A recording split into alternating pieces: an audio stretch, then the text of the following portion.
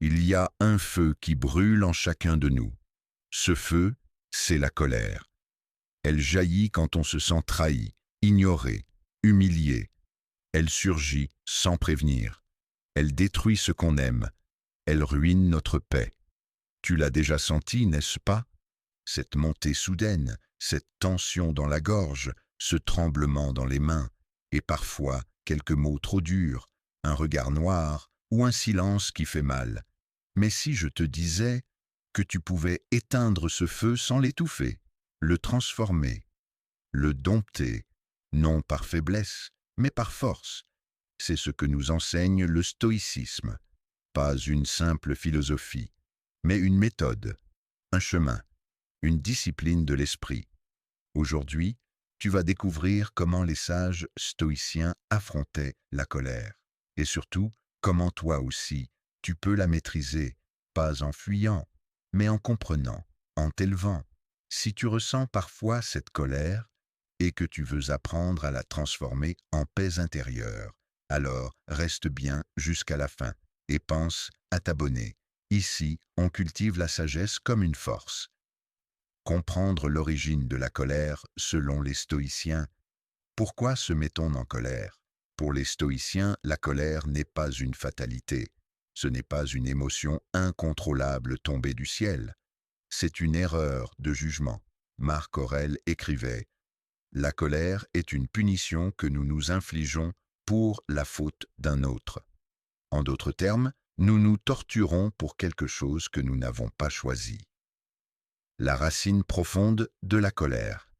Selon les stoïciens, la colère naît quand la réalité ne correspond pas à nos attentes. On croit que les autres doivent agir d'une certaine manière. On attend que le monde nous obéisse. Et quand ce n'est pas le cas, on explose. Mais la vérité, c'est que les autres ne sont pas là pour nous satisfaire. Le monde ne suit pas nos règles mentales. Épictète disait: Ce n'est pas l'événement qui nous trouble, mais l'opinion que nous avons de cet événement. Une insulte, ce n'est qu'un son.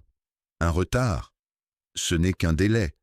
Une trahison, ce n'est qu'un acte d'une personne libre. Mais notre esprit transforme ces faits en agression. Il ajoute: C'est injuste, je ne mérite pas ça, il me manque de respect. C'est là que la colère naît, non pas dans l'événement lui-même, mais dans notre interprétation.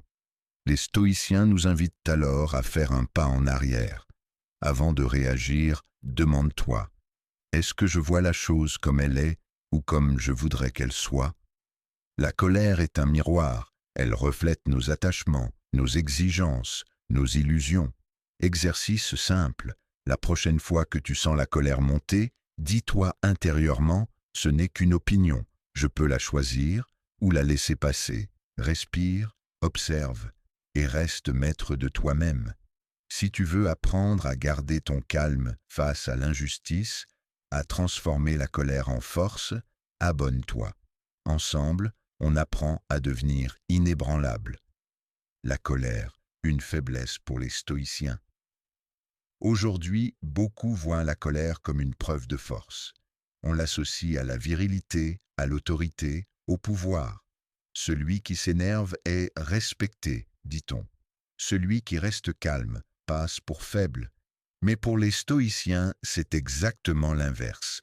Sénèque écrivait: Aucune passion n'est plus avide de domination, et pourtant aucune n'est moins capable de se dominer elle-même que la colère. Ceux qui crient, menacent ou s'emportent ne contrôlent rien, pas les autres, pas la situation, et surtout pas eux-mêmes. La vraie force, c'est la maîtrise. Tu peux exploser et blesser, c'est facile. Mais rester calme au cœur du chaos, rester lucide quand tout brûle autour de toi, ça, c'est une forme de puissance rare. Marc Aurèle, empereur de Rome, disait: Le meilleur moyen de se venger est de ne pas leur ressembler. Le stoïcien ne réagit pas par instinct, il choisit. Il sait que la colère est une réaction bruyante, mais creuse. Elle donne l'illusion d'agir alors qu'elle nous trahit. Elle nous pousse à dire ce qu'on regrettera, à détruire des liens, à saboter nos efforts.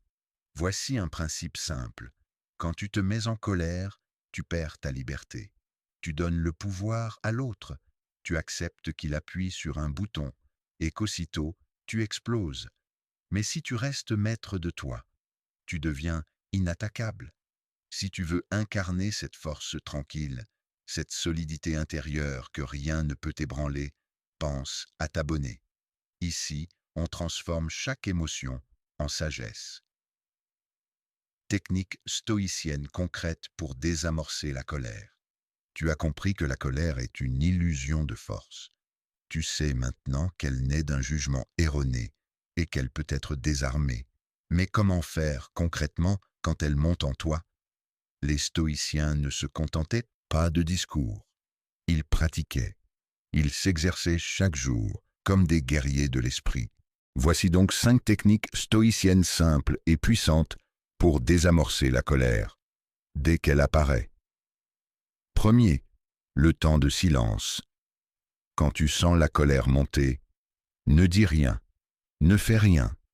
Marc Aurèle recommandait « Fais une pause avant de parler ». Tu verras souvent que le silence est plus fort que les mots. Ce court moment, ce silence agit comme un bouclier. Il t'empêche de réagir à chaud. Il t'offre les reculs nécessaires. Tu peux dire ensuite ce que tu veux, mais tu ne pourras jamais retirer ce que tu dis sous la colère. Deuxième, l'exercice du délai. Demande-toi, est-ce que ce qui m'énerve maintenant me semblera important demain? Dans 1 an? Dans 10 ans? La colère vit dans l'instant, elle se nourrit de l'urgence. Mais l'âme sage se projette dans le temps, elle relativise, elle voit large. Troisième, l'inversion des rôles. Et c'est ceci. Imagine que tu es à la place de la personne qui t'a mis en colère. Pourquoi agit-elle ainsi? Que vit-elle? De quoi souffre-t-elle?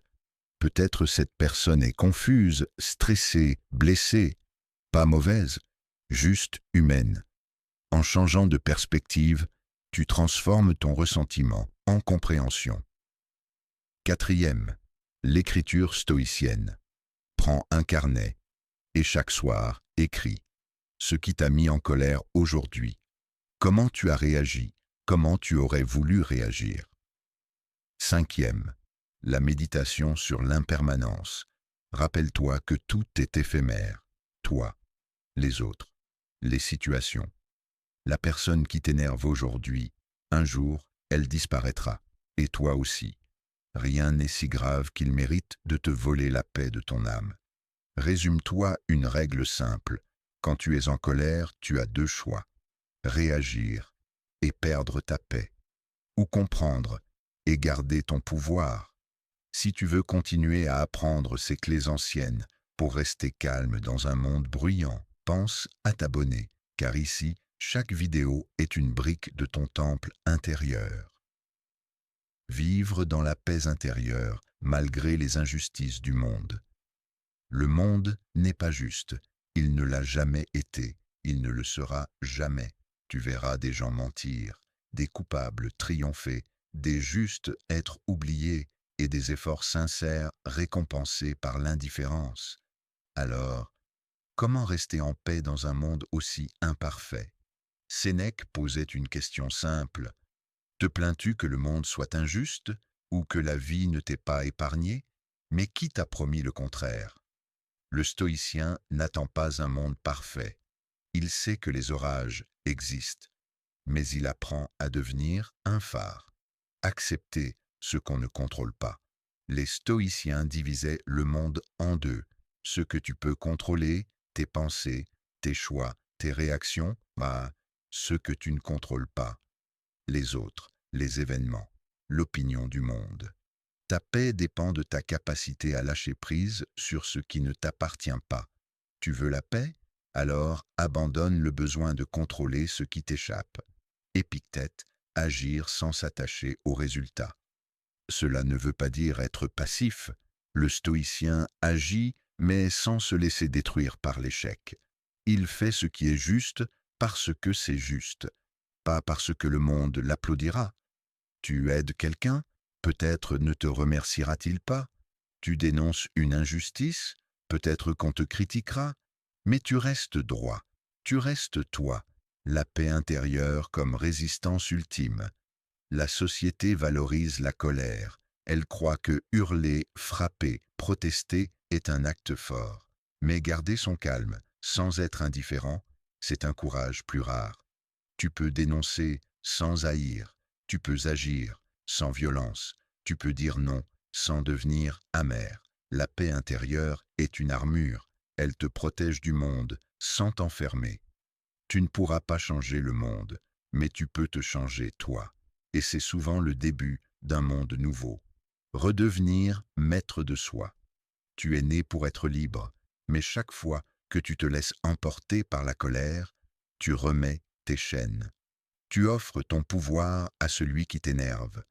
Tu fais de l'autre ton maître. Et tu perds ce que les stoïciens appelaient la souveraineté intérieure. Mais écoute bien ceci. Ce n'est pas ton passé qui te définit, ce n'est pas la société, ce n'est même pas ta colère, c'est ta capacité à la transformer. Tu peux choisir un autre chemin, un chemin moins bruyant, moins violent, un chemin de force calme, de lucidité, de grandeur, un chemin où tu n'es plus esclave de l'insulte, ni du regard des autres, ni de ton passé. Marc Aurèle, empereur d'un monde en guerre, disait « Tu as pouvoir sur ton esprit, pas sur les événements. Prends conscience de cela et tu trouveras la force.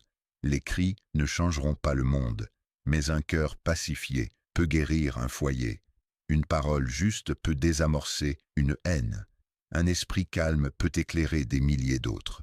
Si tu veux que chaque vidéo t'aide à construire cette paix intérieure, à devenir inébranlable dans un monde instable, abonne-toi, like, commente et surtout, applique. Parce que le stoïcisme ne se regarde pas, il se vit